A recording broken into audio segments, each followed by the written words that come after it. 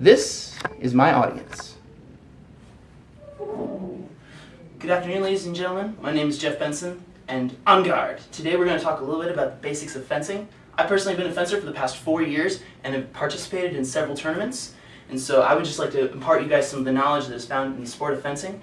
It's been a sport that's been around since the Middle Ages and has since progressed, and now we are a fully Olympic sport. You'll see us in the Summer Olympics this year when we're in London. And I personally am incredibly excited to share with you guys today what we're going to do with the sport of fencing. So there are 3 main points that I would like to cover today as I'm instructing you guys about fencing. The first off is we have to start out with the basic equipment, and we'll see that there are simple equipment. We will then progress on and see there are very simple rules to follow. And finally, we're going to look at the simple connections that you can make as a fencer to become more interconnected with our community. So we're going to start off today. We're going to talk about the simple equipment found with fencing. There are 3 main weapons found within the sport of fencing. We have the foil, the saber, and the epee. So I'm just going to talk a little bit about the 3 main weapons. I brought along them for some demonstration purposes. And so we're going to start off. We have the foil here, and the foil is mainly just a poking weapon. It's very light, and we like to start off our beginner fencers on that. Moving on, we have the saber. The saber is more of a cutting weapon, which I'll explain a little bit how that works.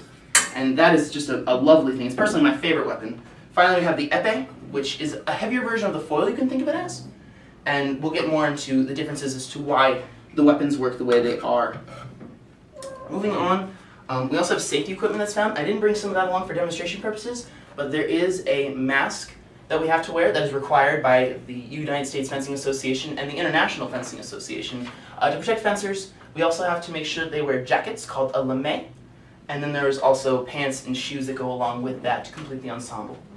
Alright, so let's talk a little bit about some things that you're going to need apart from just regular equipment.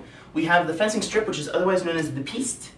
It's a French term, and as you can see, it's laid out such that we have structured ideas of where we want to place our fencers. This way we can keep consistency, and this also provides just for a way to score. If a fencer runs off the strip, fun fact, they actually lose a point, or more or less their opponent gains a point. And so that is how we just keep the sport contained. There's some basic positions that we have to start off with, and that is the on guard position. And this is found in the simple rules of fencing. This is the position where every fencer starts. Regardless of your weapon, you will always begin in on guard. Going from the on guard position, we always have the lunge, and the lunge is the most basic form of attack, predominantly with this foil weapon. And so what we do is we would have our fencers get into the on guard position, and that is your basic method of attacking. Set that down really fast. Some of the rules, there are specific target areas that are included. And so moving on, we have the foil, which will go basically as though one were wearing a vest. So from shoulder to shoulder and then from neck to the groin area. And that is how we judge if you hit inside that area, it is considered a point. If you hit outside that area, it is considered off target and the point does not count. Moving on, the saber is everything from the waist up. And so that is how we work with this cutting motion.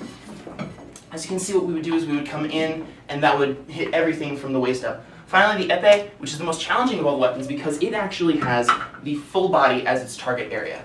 And so that, I've seen very, very different points that have been scored in very interesting ways. People have been able to score points using the epee. Finally, we have the final point here. This is the simple connection part of fencing. There are several organizations that like to do fencing. Here at Liberty University, we actually have our own fencing club that we have simply started up. And there we like to get new players involved. There's also an International Fencing Association, which stretches the entire globe and actually coordinates the fencing that you'll see in the Olympics this summer. There's, more specifically, we have the United States Fencing Association, or USFA. And those people, they coordinate the tournaments. They also have a national ranking system which occurs. And one thing we love about that national ranking system is every fencer across the nation can now figure out how they stand, and when they go into tournaments they can improve or lose a ranking depending on how well they do.